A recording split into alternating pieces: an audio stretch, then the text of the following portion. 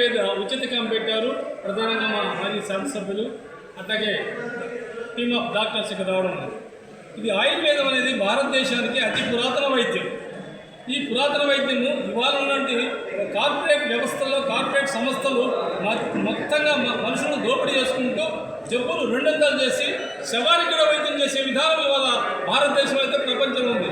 అయితే ఆయుర్వేదం అంటే కాదు, ఎలాంటి రియాక్షన్స్ లేకుండా ప్రతి జబ్బుకు ప్రతి సమస్యకు పరిష్కారం ఉంది. ఇక్కడ వచ్చిన టీం నేను దాదాపు ప్రారంభం నుంచి చూస్తున్నాను. డాక్టర్స్ యొక్క వే ఆఫ్ అప్రోచ్ పేషెంట్స్ బట్టి ఎట్లున్నారు. మేము దాదాపు 10-15 మంది వచ్చారు, ఇంకా 10 మంది రావాలా. మా పేషెంట్ వాళ్ళు చెప్పే దాన్ని బట్టి చూస్తే చాలా అమికబుల్గా డాక్టర్స్ మాట్లాడము. ఇంకోటి ఏమంటే ఆ మందులు వేలాది రూపాయలు విలువ చేసే మందులు ఉచితంగా ఇస్తున్నారు.